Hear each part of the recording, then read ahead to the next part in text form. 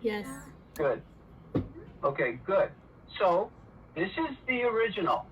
So now that I got this and I put B here, I then put this line right here. This line is this line on the roof that I drew precisely because, again, when you're working with a sloping plane and you're in a helicopter, this measurement right here is a line. So I could use that line to scale. I could use this line at the ridge to scale. I can't use this line. So I needed to get this guy to push this line out. And then all I did was come from here and then, brought the line out and connected that guy there. You guys see that? So basically what I did was take this guy here and let's keep this as a 90. Okay, so I'm not taking this guy down, but basically I did this, and then now I take my adjustable triangle, hit the top of that point precisely, okay, and I'm gonna blow this guy up. Just know where we are.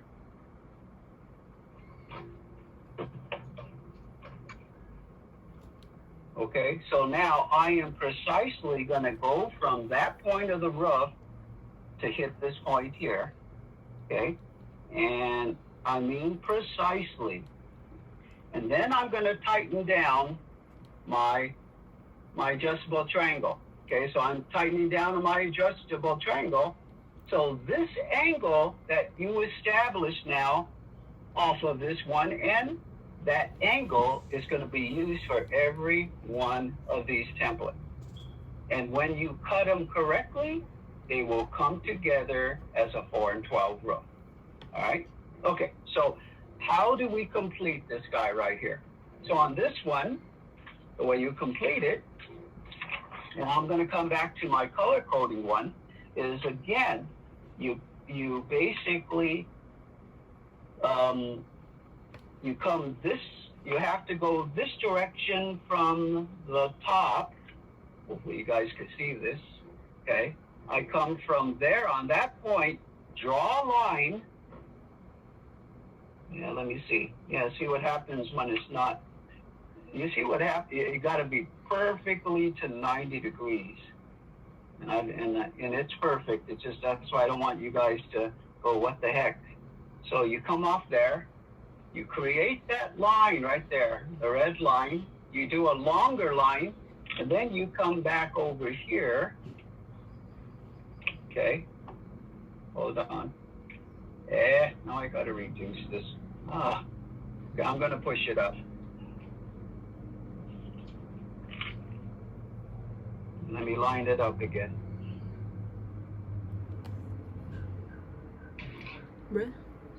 Okay, so I'm going to take my angle that's set, okay? I'm going to come off of that point right here, and wherever that point comes together and this point comes together, that's your template, okay? Now, I want you to notice something also. This angle right here, that is, I said, keep that angle for all your templates. That is that angle from here to here, and guess what? You take that angle from here to here. These two have to be parallel to each other. If they're not parallel to each other, guys, you flipped your triangle the wrong way, okay? But if you know what you're doing and you hit these points, there's no way that you wouldn't make these two parallel or keep the angles that way, all right? So now I did this one here the same way. Okay, let me push it up. This guy on the bottom. And I did basically the ones that maybe you guys might have some confusion on, but I'm not going to do them all, or you're going to have to work them out too, okay? So I worked on this guy here. On this one, we could work right off the ridge, and again, using the same angle, okay, I came from this point, and I know it's going to be confusing. I came from this point of the roof. This is the roof now, not this template. And I came over here. And in this case, I could go that way, and wherever it intersects, I then do this line here. And when I come over here, they both better hit. All right? So, now, if I measure this part of the template here and that part of the template here, they have to be the same. Why? Because that's where we're going to glue them together. You guys sort of following me? That's how you check yourself. So this line here and this line here is parallel. Whoops, I'm sorry. This line here and this line here is parallel to each other when you do the template. Now, tell me something. If this is your rectangle that you created your slope roof, and you have this distance from here to here, what is the distance for this guy from here to here? Same. It should be the same, correct? Because look it's all part of the same roof. This one can't be the same because you're starting on the big one first, and you have to shove out the fascia over here, and then you have to come down over here. All right? Okay, so real quick, if we're looking at this one, you take your same angle, you basically take some perpendicular lines here to bring this line down. You come over here till you bring this line down, hit it here. You go this way, you come down till it hits there, you come across till it hits there, and if you did it perfectly, using this same angle, okay, it's gonna hit dead on right there. And if you did it correctly, this part of the template and that part of the template better be the same dimension, so it comes together after you cut it. When you finish this one, this side should, or actually if I were to measure, let's measure that right now. Okay? So if I measure this part right here, that's going to be the same as that one right there, or it should be very closely. Well, it better be exactly. I spent so much time on this dude. Okay, so right here, you can see that it's a little bit less. It's kind of, you're not supposed to write on your scale, okay? But you see that guy, it's a little bit better than 2 1/8 and a little bit more. And you come over here, 2 1/8, pretty much very close. You see how it's right there? Because these guys all have to be the same. Okay? So, before I go to the color-coded one, you take that same thing again. You bring out this line, you bring this line over here, and then you start here. You take that angle. The angle is not going to go to the inside. It's going to go to the outside because it has to meet up to this line that you're moving over here using that same angle, correct? So it hits here, it comes across.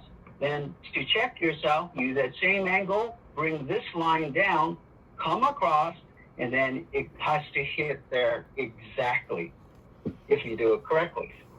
Okay, so now that I verbally said that, okay, I have in your file there, okay, both these drawings.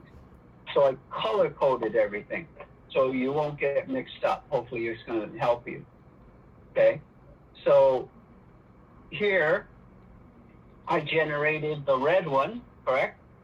Then I generated the blue one. Not that I just did them different colors so you could see between the black roof and the actual template in here as the actual template. You guys see that? So you guys, you're going to have more here because you have your entry that has more pieces. And a lot of you have a similar situation here. You just have to work out that guy, this guy, and that guy. Now, another thing to notice, look at this rectangle right here. That's the big rectangle, correct? And if I worked with that rectangle alone, it would come like this. You all agree that it would all come like this if I worked with that rectangle alone? Yes. Yes?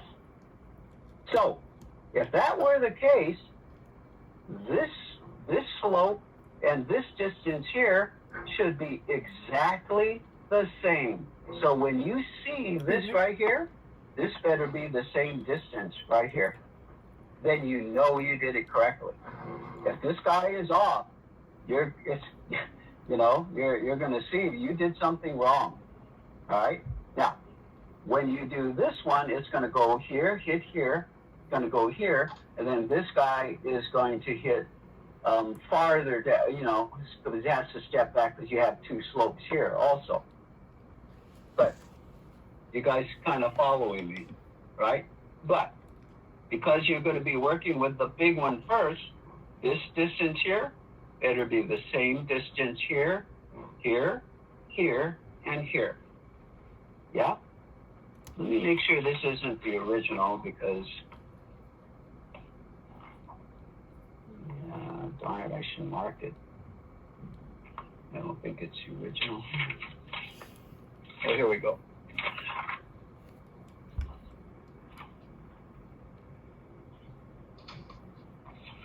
Let me take a look because I'm going to mark it up and I want to make sure. I don't think this is the original. Okay. So this guy right here, because this is the bigger roof right here, that distance right here better be the same here. When you finish this guy, that distance here better be the same distance here. This distance here better be the same distance here. Otherwise, you can see they won't match up. Guys following me? But this is what you're going to do. This is what you're going to show me. You're not going to color code it. You're not going to show all this stuff here. You're just going to show just the lines here and understand where your template is, and you're going to make a copy of it, send it to me, or we'll review them, okay? Hopefully, we could look at each other on that day, if we have some time to see if you guys generated it correctly, okay? So there are some points attached to this. There's 25 points attached to it, okay? So you have till the end of the day next Wednesday to, actually, I don't know. Let's look if it's end of day. I don't think it'll be wise to do it end of day unless we're not doing anything, because I don't want you guys to work on it if we have a lecture. So, no, we don't even have a lecture, so we could go, you guys could work on your templates and you can show me what you did, okay? And you'll have till the end of that class. And again, we can't wait till the end of class for me to review it. I guess it's best that you guys try to get a jump on it so that we could look at your template and I could tell right off the bat if if you did it correctly. Now, those of you too, again, I'm going to repeat. A lot of you, I worked on your roofs as you guys were generating it because you had questions. So you probably pretty much know that your roof is correct. I hope you did after I try to help you out. But some of you didn't take advantage of that 25 points, and some of your roofs are not correct. So you're going to have to send me a quick copy of your roof, and I will mark it up so that to show that it's correct so that you guys can start generating your template. Okay, so any questions about this exercise and working out the templates here? You guys good? All right. And again, you're just going to find, and again, I hope everyone is going to end up with something like this. That is going to sit flat on the tabletop. You're going to get some nice seams, okay? That's what you're going to be graded on, all right? Okay, it's craftsmanship. It's a lot of things. So you may think that this is, everything's easy. I'm never going to use the word, oh yeah, it's hard. All I can say is spend time on this, try to be precise, see what you guys can come up with. I'm only having you do the roof. I'm not having you do the whole study model.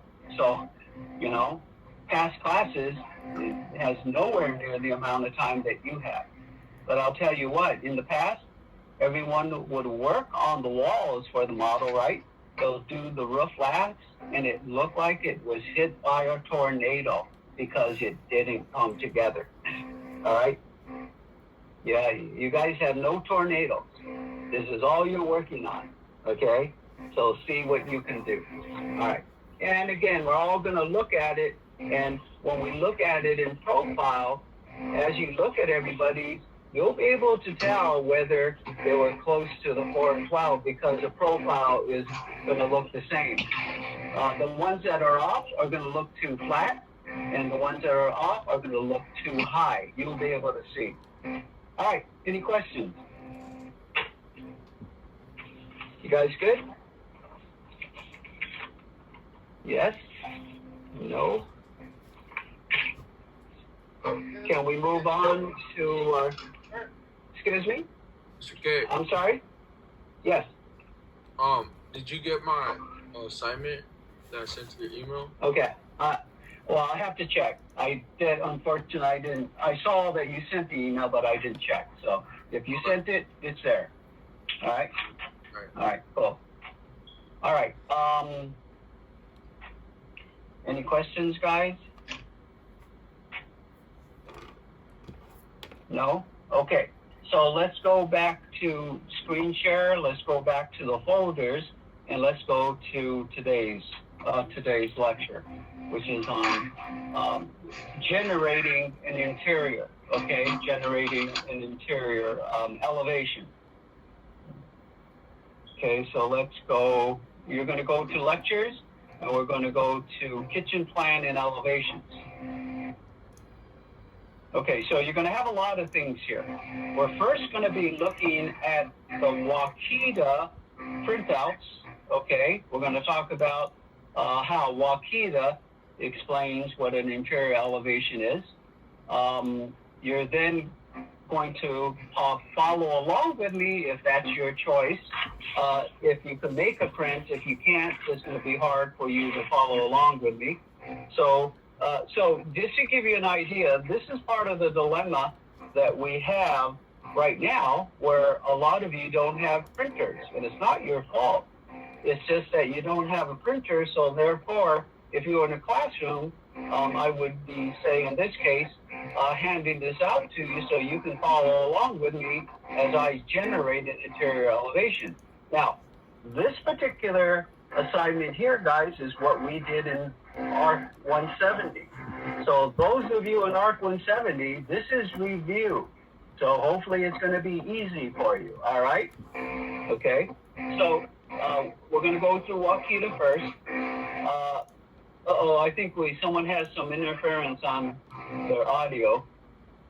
Okay, so we have, and then we're going to, there's a checklist. Oh, is this a checklist? You guys weren't supposed to get I was supposed to create a PDF. All right, I'll do the PDF later. But this is your checklist. Okay, we'll go over that later. This is the follow along, like I'm going to have on the tabletop here, okay? And so I'll generate that, at least you could follow me. And after I generate it, I will make a copy of it so that you guys could refer to it, all right? Okay, and some other things. Here's what a student did, okay? And again, everyone's going to be different. And I'm going to mark this up like crazy today to show you what wasn't done correctly, all right? So your assignment, okay, in this case, is that you're going to blow up your kitchen, and you could change your design at this point if you want to, okay? But you're not going to copy this design right here, okay? But you're going to change your design, and I'm just going to have you do two elevations. I'm going to have you, in this case, it'll be this elevation or one elevation, and the elevation just across from it, or the two long elevations, okay?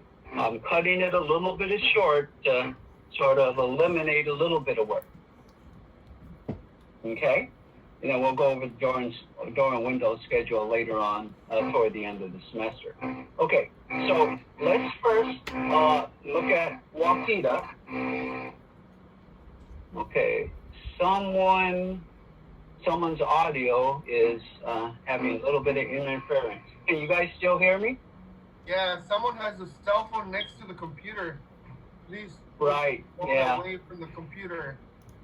Thank you. Yeah. Or on the computer, you gotta turn whatever one you're using for audio. You gotta mute the audio on the other one. That's what I figured. Okay. You guys sort of follow me? Because sometimes I'm using 3 devices, so I have to make sure the audio is off on 2 of them, and that eliminated the interference. So, all right, okay, good. All right, so looking at the JPEGs on the Waukeeta lecture, okay, let's start with page number 1. Okay, so page 1, and you guys could do your own highlights later, all right? And usually, like I said, I don't look at every single word here. We're just gonna look at the highlights here. Okay, so now we are gonna have another little CD quiz somewhere down the line, okay? So it's gonna cover just like some of the things when you guys had your first quiz, okay? So make sure that you guys take good notes, all right? Or you kind of listen to what I'm saying. Okay, so when they talk about sources of measurement, okay, so when you obviously have a floor plan, just like we have the house floor plan, okay, but now instead of taking the elevations from the outside of the house, we are standing inside of the house and looking at this elevation, this elevation, this elevation, and this elevation as we're standing inside the room. Oh, I'm sorry. Who is that? You hear me? Okay. So, you guys all, I mean, it's up to you. We can look on this handout here. I know it's not very clear. So, you have your horizontal measurements from your floor plan. You're just going to need your vertical height, which in this case is 8 feet to finish. All right. So, that's your vertical height. Or, in the past, it might have been to plaster. All right. Okay. So, just to give an example, okay, looking up here on the up here, everything is projected, correct? So you start with your floor plan and then you project everything off of it, and basically that's how software is working. You don't know it, but that's how it's creating your elevations by projecting off of your floor plan. And then once you input a vertical height, I guess Revit does that for you automatically, and I'm sure you still have to touch it up somewhere down the line. All right. Okay. Let's sort of I'll let you guys sort of read. It's good reading, so read it. But right in here, okay, you have in exterior elevations, you know how you assign a north, south, or in my case, I used a symbol. You're going to do the same thing, okay? But in this case, there's different ways to do symbols. Here's one way of doing the symbol, that this is elevation A, this is elevation B, this is elevation D, and this is elevation C, okay? Or you might have a symbol like this. Now, think about what you're doing when you do interior elevation, okay? If this symbol is here, you have to look at, I'm going to break it up for you. And if you were doing a bathroom like this, you're doing an interior elevation for number 1, cabinets, where your water closet is going to be located. I'm talking about an architectural plan.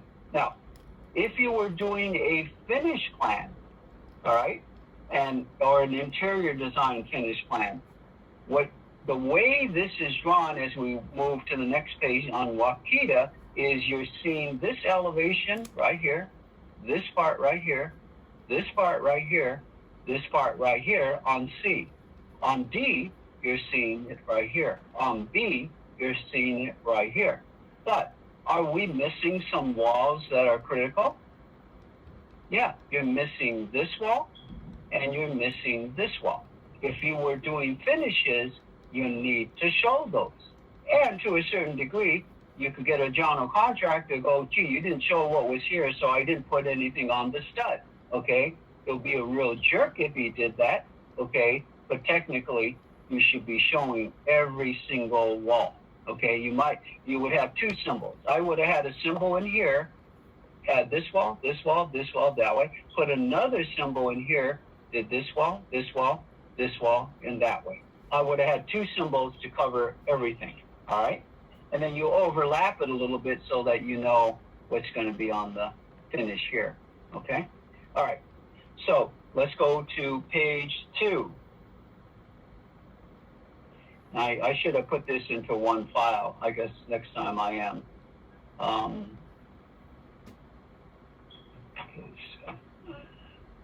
Okay, so when we talk about cabinets,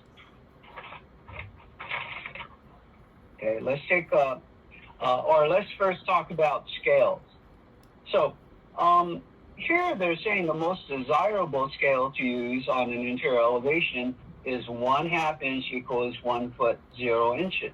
That's a funny term to say the most desirable, okay? But, you know, again, you're going to do whatever scale works best to basically show what you guys want to show in the drawings that expresses as clearly as possible. 1/2 inch is good. That's a decent size elevation.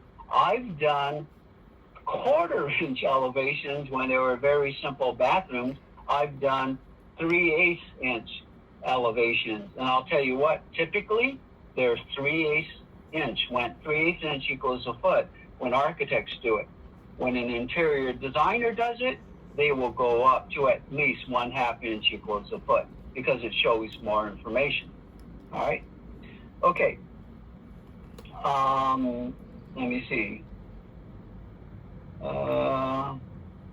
Yeah, so what they're just saying is that interior drawings are seldom drawn bigger than the 1/2 inch to equals 1 foot 0 inches. But again, depends on, like they say here, it depends on the complexity. Okay, so when we actually look at the line work, okay, in this case here, specifically there's different type of cabinets. Okay, I mean, when you go to a cabinet maker, there's going to be a heck of a lot of different looks. Okay, in this case, this is very generally, this is called a face frame. Typically, there's a box back here, and then there's a piece of wood that covers that box there. Of course, this is not IKEA. Okay, IKEA is a flush frame. A lot of their stuff is not. It's flush overlay, where this overlays this guy. And the term they use in the industry that's not here in Waukeeta, the main part of the cabinet is called the carcass, you know, and every time I say carcass, I'm thinking of a crow eating on some dead body or something, all right? But it's called the carcass. And then when you put a frame over it, which most older houses like mine are, there's another piece of wood that goes over the carcass, and that's usually the face frame. Symbol-wise, okay, you break up your cabinet doors depending on the style, okay, and this is a symbol. I usually like not the dash, I usually like do the long dash and long dash and long, and do the shells with a dash, okay, but this, as you guys did on your exterior elevations, is showing and pointing to the hinge, okay, it's a symbol saying the door opens from, you know, comes out and opens to the left on this one here. So the handle would be right here. The handle would be right here. In this case, the handle would be right here. Of course, you could open it this way if you want to, and the handle will be here. Depends on how you put that symbol in there. Okay, so let's take a look at real quick up here. Okay, so we talked about those dashed lines as in the shelves, and again, as we do the drawings, you're gonna see how that works. Now, NIC, what does that stand for? What does that say right there? Not in contract. And not in contract. Okay, so what are some of the things not in contract? Look at here. Washer and dryer, refrigerator, probably microwave oven, dishwasher, dishwasher, not dishwasher, or dishwasher. So in other words, the thing is, if you guys ever watch, what was that show where they built houses in 3 days or whatever it was? Extreme The Makeover. last things that would come into the kitchen were the appliances. Okay, so those are not in contract. Okay, everything else is in contract, and that is the last thing you're going to bring in. And if the client never picks it, and a lot of the times they're undecided, guess what? You're going to be without a refrigerator. You'll have a hole there, but all you have to do is buy it and push it in. So those are some of the things that are not in contract. What about an oven? What about a range hood? Oh, would that be in contract or not in contract? A range hood? Anybody have an idea? In contract. And okay, and why would it be in contract? You have to install it. Well, what do you have to install? You got to install it. You got to screw it in there, and you have an exhaust duct, right? You got to make sure the exhaust duct attaches. So that is not something that is typical not in contract. It's in contract because you have to install it, and it takes work to install it. Now you have a drop-in. You guys know the difference between a drop-in range and a push-in range oven. Do you guys know the difference? Yeah. Okay. A drop-in range, correct, is when you make a hole in the countertop, you drop in the range, your burners, but you still got to hook up the gas, correct? So that is not necessarily something that is not in contract because you have to install it. A push-in range oven, that's kind of interesting, right? A push-in range oven, because you buy it and push it in. But in this case, you have electrical that you have to plug in, which is easy, but you also have a gas connection. So that is sort of borderline, not something that you would not put in contract. What about, and I said dishwasher up here. Would a dishwasher not be in contract? Okay, now I have to clarify that, oh boy, I'm going to mix you guys all up. To me, not in contract, okay, it's very possible that it could be kind of blurry. And if you told a client that, don't worry about it, your hood, your dishwasher, your range, they're not in contract, so you could take care of it later, correct? The point is, do you want a client to take care of it later and they go, what? I have to install the gas? Who said I needed to install the gas? Now you have to go contract with a plumber, correct?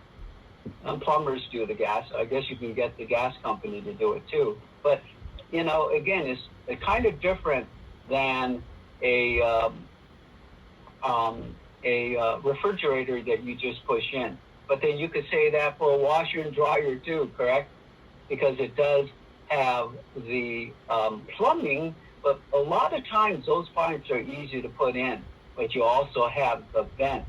And tell you the truth, sometimes the vent is easy to put in too. So it's kind of a gray area, and I'm sure, but in our case right now, we'll just call, the refrigerator, the washer, dryer, and like a microwave oven that can fit in a hole as not in contract. Okay, those are some examples. So right here, they're saying to draft the interior elevations, you have to kind of know what kind of cabinet you're going to do. General design, not exact design, okay, but general design. So we'll talk about that in just a second. So they talk about the three main types of cabinet doors, okay? You have a flush overlay, and you have a lip. So, yeah, not to get you guys dizzy here, I'm sorry. A flush overlay door is when the doors are closed, you don't see the cabinet at all. All you see is these nice lines going through it. A lot of IKEA stuff is like, but it's not all IKEA. Okay, you have a face frame where the doors are inside of the frame here, and usually in my days you used to call this a French cabinet. Okay, flush. It was a French cabinet because in Europe they basically used to put the doors that fit inside the face frame, and you would see the hinges here. Okay, so again, you have flush overlay, and then you have this one, I guess you're calling a flush frame, correct? Or flush doors. Okay, so let's go to the next page.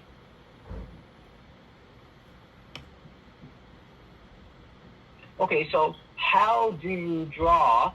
Okay, how do you draw these guys? Okay, here, this is a continuation. Let's talk about this. So in this case, where you guys, in part of your assignment, okay, is that you guys are going to take the pictures of your kitchen, and you're going to describe what items are, and I have a checklist for that. Okay, I'm going to give that to you as an assignment before we end today's class assignment, okay? Not lecture, I should say. Okay, so let's take a look here. I'm not going to necessarily look at this guy here, but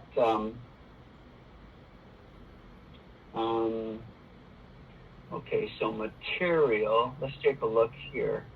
Materials for interior elevations, like materials exterior elevations, okay? Now, what's not described with Wakita, okay, and what I would call a developer set or a builder set, you don't give a lot of information. All you're going to show is, here's a cabinet, here's how the doors are going to be, here are where the drawers are going to be. That's it. Okay, and I'm going to show you what happens after that. All right. So in this case, when you look at an interior elevation, whatever you fill in here is what the important information is. And you're basically cutting through. If there are cabinets on the left here, you kind of cut through those like a silhouette and go around it, because you're concerned only about what's in this area here. All right, now, do not confuse this profile as a section cut. It's not a section cut. It is a cut, but it's how you do interior elevations as far as basically creating the border around this wall. All right, now, a funny story. So, Patricia Combs, if you guys took some of her basic drafting classes, I'm not sure which one, she does, I believe, a section cut of a cabinet showing what the material is and everything, correct? Am I correct, guys, who've taken Patricia Combs, right? Yeah. Yeah? It's the kitchen, Yeah. bathroom. Yeah, yeah, and it's basically what a cabinet maker would show on how it's going to come together.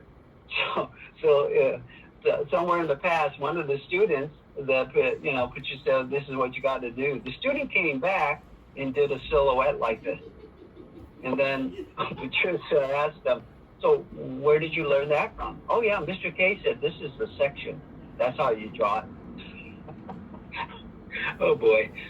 So that's why I got to be very careful with you guys. This is not a cabinet section. An actual cabinet section is showing you how a cabinet is actually built. All right? Okay. Some of these things down here, if you look at it, okay, these are planning for children and persons with disabilities. We're not even going to get into that. We will get into it in 271 and 272. It has to do with Americans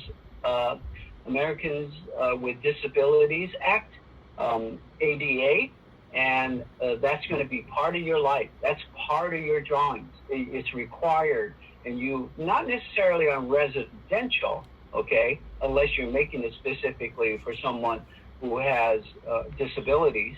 But every commercial building, everything that is open to the public, okay, has to be accessible with persons with disabilities. All right, so we're going to skip that, and you will get to it a lot more detail in 271, but not nearly as close as in the reality that you guys are going to have to, really get into it later on. Okay. You could look at it here, and he says something about that when you draft a set of interior elevations, you don't repeat dimensions, et cetera, All I can say is always remember, think like a general contractor. Okay, I have to go over that again in my 272 class because they were doing things that they couldn't understand. I said, think like a general contractor and also be aware of the sequence of construction. Very critical. That way you'll know what to do at what stage and what you show on the drawing. It's not apparent to you guys yet at this point, but as you keep on hearing about it, as you keep on seeing drawings, always make that connection. You're putting information so the general contractor can build it. If you don't have enough information, he's not going to know what to do. And if you put things on the drawings that are in the wrong sequence of the subcontractors, he's going to think you're an idiot because you don't know what you're doing. And he is right because you don't know what you're doing. So you guys need to, through your experience, always be aware of that. Okay? Always. Bottom line.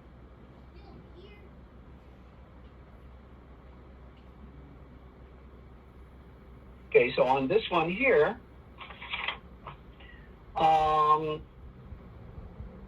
again, you guys could go over the dimensioning, okay? But we'll talk about that. Yeah, it's obviously this is all important, but I'll try to hit it when we actually do our lecture example. All right. Okay, so we'll cover all this when we actually work on our plan, our kitchen plan, similar to what you guys are going to do. And let me see. Let me point out some things in the paragraph there. He says here, where it says deciding whether to dimension the space or the cabinet is based on which is more important. Again, it's going to come down to how is a general contractor going to read it? How is he going to make it work? Now, I might be jumping a little bit, but let's just say we're working on, obviously looking at a plan here. Did he have to do this? He could have used that one symbol right here, just like the other one, to catch that guy, catch this guy, and that. I just don't know why he's not consistent sometimes. But anyway, so this elevation right here is actually this elevation looking in this direction, okay, toward the door, okay? So you're cutting through this cabinet right here, and even if this was real close, don't cut through the window because it's not important. What's important here is what does the cabinet look like? That's all you're doing. And where is it in relationship to the ceiling and the wall? Now, in this particular case here, they're saying this is where you would put a horizontal dimension when typically you won't. The reason why you're doing a horizontal dimension, they're trying to keep it in relationship to the door. Now, if that were the case, and the door, and making sure that you had a distance between, I would have put the dimension from the door to this face rather than going to here. Because who knows, you might squeeze yourself out here. But I don't think there's a wrong way to do it, but I might have just taken a dimension here and then let them work backwards here. Now, so when I say let them, when an architect, this is the basic of the basic of the basic drawing. He's just saying, I'm going to have a cabinet here. There's going to be a shelf. There's going to be a drawer. There's going to be a top. There's a splash here, okay? And here, I have a cabinet above, and you're going to put a dimension here, and that's it.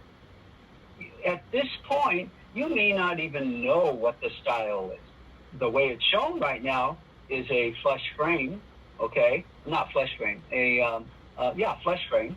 But it may not even be the style that it's going to be in the end, because this profile here is basically a builder set. Anybody know what happens with these, who uses these elevations now that they're set in at least a space? Does anybody where it goes next? Obviously, general contractor is going to look at it, but where does it go next? Anybody know? The cabinet building people?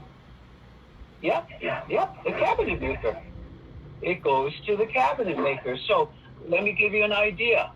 So what's going to happen is, you see, right now, you see how it cuts through the section of the cabinet here? That would be the dark line. You'd cut through here, cut through here, cut through here, and then it would stop, and then that's your break line. So the cabinet maker, this is what actually happens. Okay, so you could give dimensions, which you will on the checklist, okay, but you're only going to be 2, and you'll do interior to the wall dimension. You will give a dimension there, and then I usually say verify in site. Verify on site. Now, why would you verify on site? Because these guys don't come in until the general contractor is close to a point where the drywall is going in, right? Or timing it so that these guys come in timely.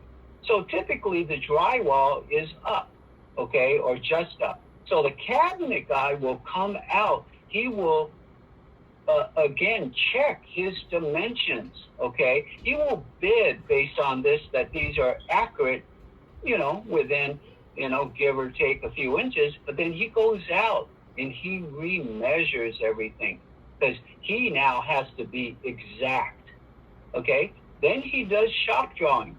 Shop drawings are his drawings showing exactly everything on here. A section, what is the material, what is the look, correct? And then the architect has to sign it off for the general part of the kitchen, or at the least sign it off with the client who says, oh yeah, okay, yep, everything looks good, I like the style. And, the architect may sign it off, but I'm going to have the client sign it off too if it's very specific when it comes to the cabinetry. Or, in this case, the developer takes care of this, and he never bothers me again because it's a builder set, or the client goes to an interior designer and they may change this thing completely. And every time they do that, I go, you could do whatever you want. I really don't care. I hate to tell you that. But usually you'll do the layout, and the designer will basically pick what kind of cabinets, the color, and everything else. But there's a lot of times where they'll completely change the kitchen, right? And, tell you the truth, there are a lot of times maybe I just didn't like working with a client, or I really didn't care. So you do whatever you want. Okay, so a lot of times in commercial and even in residential, you'll see this plastic top set, okay, or they call it coping too, plastic coping, okay? And if we were in the studios right now, that's what's in the studios. Okay, very standard. Okay, you have a carpet, you have a vinyl floor, or whatever floor is. That's a piece of rubber that goes all the way around, protects the corner, and it's also cleanable.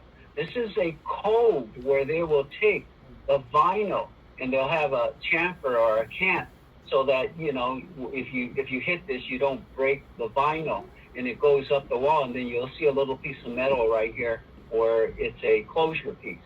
Okay, you don't see this very often anymore, but you will see it when you guys are in a restaurant, you go to the bathroom. Some of the older houses still have it in their houses. This is a basic base, wood base, okay, or wood base trim. The typical one is only, for a developer, it might be only 2.5 inches, okay, and the trim around the door may only be 1.5 inches wide. In this case here, it's whenever you have wood, okay, it's called the base chute. So in other words, you could have wood here, or this could be the wood cabinet, and then you might have wood come in here, a wood floor, and then you keep a gap, and then the shoe basically then covers that gap, so you have a margin of air underneath. And anyway, you never take a wood floor and ever push it tight up against a wall or a cabinet, because just doesn't give it any room to buckle or to move, with moisture. But this is called a quarter round, okay, a quarter round shoe, and it comes in different sizes, all right? So here, we talked about the coving or the top set, where the picture is up there. And then, so let's go to the next one. My goodness, getting you guys dizzy, sorry. Let me see, on page 5. Okay, so on page 5 here, just real quickly, it's kind of showing a perspective. Okay, so in perspective, you're looking at the window, you're looking at the sink, you're looking at how the cabinets are set up. You have the push-in range oven over here, you have the hood above, and you have all the cabinets. So who decides this design right there? Who decides that these are going to be drawers here? Who decides that they're going to be 4 drawers here? Who decides you don't have 3, only you have 4 doors here? Who decides that, guys?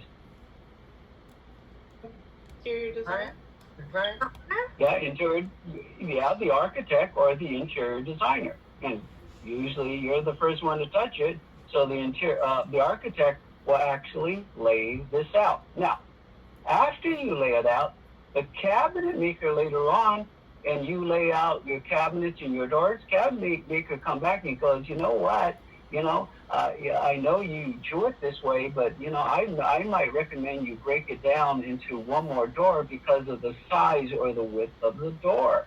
Okay, it happened to me where I did it too long, and he said, we'll do whatever you want, but with this width, the door could warp on you. So I said, well, let's change the design then, see how we can work it out. All right. So now, does it necessarily have to line up here and line up there? I tell you the truth, it's funny. I never thought of it that way. So you guys, when you get into it, you might, okay, but and it can be done. But then I think you're going a little bit too far to line things up. All right. Okay.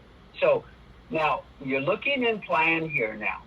All right. So this is the perspective of this view in plan. Now, 2 ways you could look at it. You're going to do this elevation here, this elevation here, this elevation here, okay? But if it were me, I would make the cut here, okay? And show that as a profile through here, and then you would do this elevation here, this elevation here, and this elevation on the end, okay? It's, again, one of those things that you decide which way it's going to be best to show the information that you need to show. Just make sure if you have to add an elevation for clarity or whatever, you will do that, okay? So this is just generally. So we're going to go to where he actually then drew some of the elevations. So keep your mind on that layout. Okay, so here's the elevation that I was talking about. Okay, where he's showing the end of the cabinet here as it came out towards you, all right? So to me, yes, okay, I guess you could do this way because you can see the end of the cabinet. That's the information you have here, but then I would have made that a little bit darker line weight, right, to show that it's coming out at you. Now, in this case, Wakita, in the drawings in the book, you really do not see a differentiation of line weight. And hey, I will say it's because the drawings are too small, but you should have a lot of differentiation here, and that's what I'm going to go over when I demonstrate. All right. So here, a lot of stuff going on. This is interesting because, when I said you usually don't do the electrical together with everything else, Wakita did it, okay? But again, you would typically have a separate drawing because you can see how crazy it starts getting, correct? And it's actually very confusing. And again, why he would have done this symbol when he could have done one symbol here and said, because it's the same, unless these are different pages, but they're not, they're on the same page. So you would have went to one, you could have just put one in here. You could have went 1, 2, and 3 on one symbol on the inside, but he didn't. Again, let's just look at the plans, because he then took this elevation here is this elevation in this, which is elevation 1. You see elevation where it says elevation 1 right here? So elevation 1 is this elevation this way. Of course, I can be real picky and say, well, you know, you show this in floor plan right here. Okay, let me come back. You show this in floor plan, and what isn't he showing here on floor plan when you look at the elevation over here? Anybody tell? So we're looking at this elevation in this direction. You see anything missing over here? Anybody see anything? Kind of no, kind of yes. Okay, he's missing the cabinet right here. There should be a dash line right here. See, if I was the project manager, I'll get back to the guy. Hey, where's your dash line up here showing this cabinet right here? And is that cabinet come out to here? See, that's the dishwasher. Does this cabinet come out here? I don't think so. It's back here. Okay, and does this cabinet next to it, is it in the same line all the way to the top? And is this basically a little shelf on top of the oven? Okay, I don't think so either. You know why? But it's confusing because see how he has a couple of lines right here? Those couple of lines usually denote going through a cabinet like you guys did on your kitchen, but it doesn't show here. So something's not, well, it shows this line here, but there should, you see how it shows a line here? The way I would have shown it, it would be a line here, and a solid line here, because if they're going to push in the oven and it fits in that space. So to me, it's how you do your lines. And a general contractor is also going to catch you on it if you don't do something that's consistent. Okay? Every line means something, guys, and make sure you get it correct. And don't let it go. So these are just showing some different examples. I think this is number 2. Oh, okay. So that's even worse. If you go back to that floor plan, it doesn't show this cabinet. So if that's actually cabinet elevation number 2, it doesn't even show this cabinet on this wall. So again, like I said, guys, I was a checker, and those are the kind of things I looked at the productions just to make sure that they did it correctly. Okay, I want to point something out here also. Okay, because I'm going to point that out on the example of the student one. And now that I look at this, he was probably following Wakita.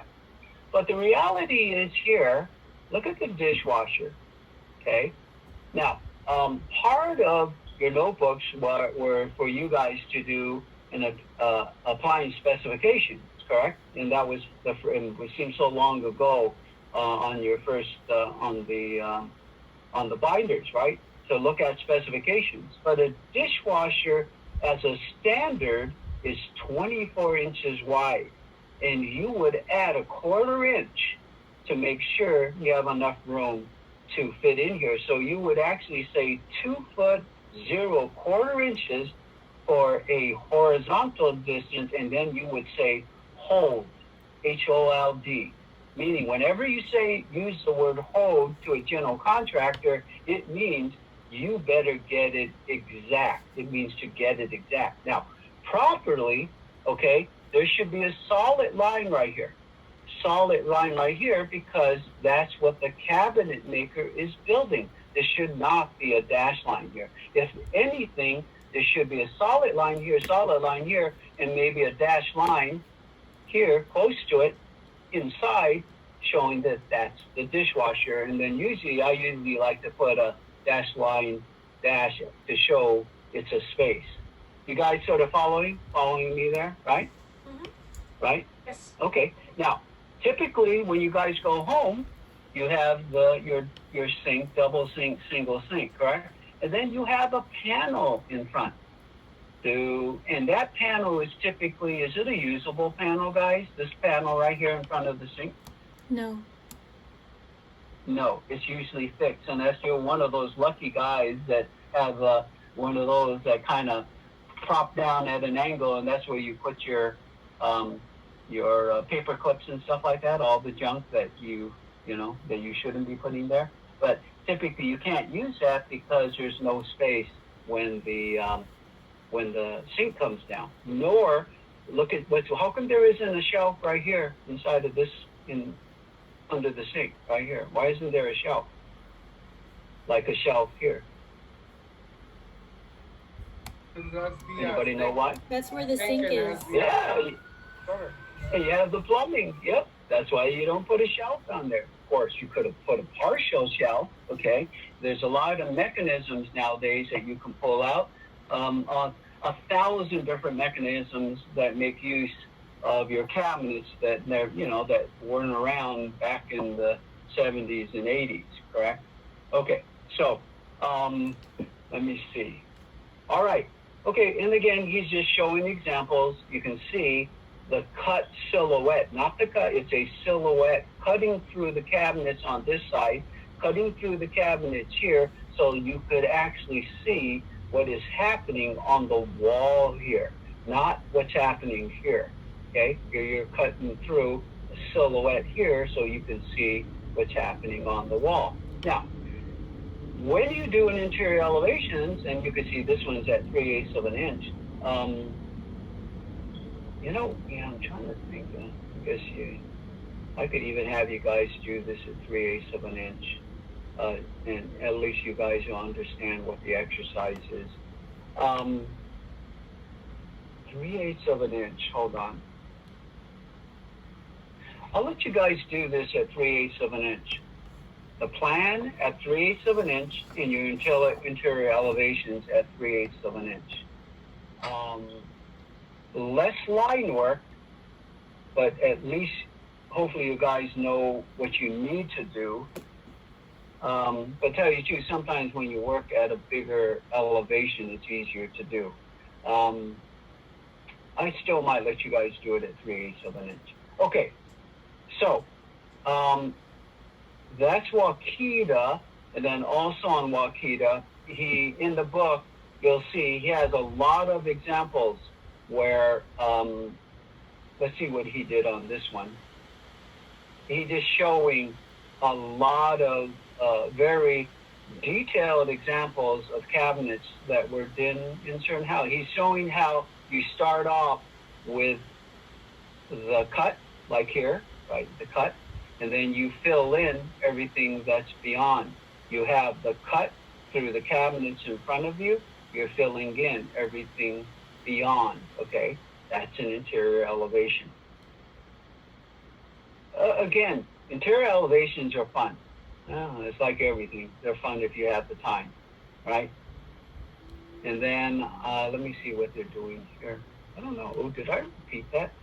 No. I'm trying to find where's, well, they look the same to me. I don't know. Oh, well. That's weird. But I took that out of the book. I don't know why it's doing that. Oh, they're just adding more and more information to it. So, again, this is just for your reference to see. And again, you can see they can get very detailed. And you can see where, there's a lot of information when it comes to, say, dimensioning. In this case, they're dimensioning the actual soffit and how they want that to work up there. But again, as you guys get experience and you start doing an interior drawing, you're going to look at what the office does, and then you're going to pick it up very quick what you need to do and what information they put there and why. Okay? It's just called experience. So I wouldn't get too pushed out of shape. Okay? We're going to do very basics. Okay. I'll tell you what, I did a lot of talking, and I guess I am out of talking, but I'm still going to talk. So, you guys want to take a little break? Say, man, this talked a lot. Okay, how about 5 till 8:50 or 8:55, guys? Can you come back? And then I'm gonna basically generate an elevation and show you how to project things, okay? Then we'll talk about what the scale is going to be. Okay, you guys good? Yeah. Before you leave, I'll tell you what, give me 5 more minutes and we'll call it 9 o'clock. Okay, so just here, okay, so just to give you an idea of a bottom cabinet, okay, and this is actually a cabinet maker's drawing. He'll usually do it in isometric. And as you can see here, this is really not even a 30-30. A lot of times they'll do a 20-20 here, so that opens up the face more and opens this face up a little bit more, okay? So in this case, it's called the carcass, and then this is the bottom, this is the face frame, okay? And then they have a cleat or a nailing cleat, that's how they secure that against the wall, but it's very, very basic, okay? And then everything you have in the front is what can make it what it looks like, okay? But I just thought this is a good thing just to take a look at.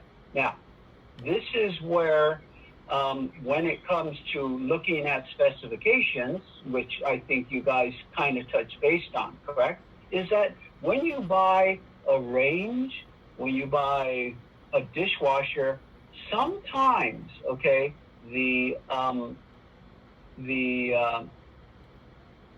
manufacturer will, in this case, hold on, will give you all this information to tell you this is what you're going to need for the width of the range. This is all the dimensions you're going to need to put in the electrical, the distance from the cabinets, the depth, okay, to make sure this guy fits in there. So, again, this is what you're going to give this to a cabinet maker if you already know the specs, and hopefully you do know the specs. I wouldn't do the cabinets without the client, if they were going to do it, to pick out the range, because not all ranges are the same. Not all refrigerators are the same. So the cabinet maker can't work on doing it his stuff in exact unless you give him that. Now, could that be a problem sometimes in delaying a project for clients to make decisions?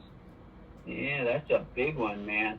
That's what delays a lot of projects, that the client can't make a decision fast enough on some of the finishes. All right, so let's make it 9 o'clock, okay? Guys, come back.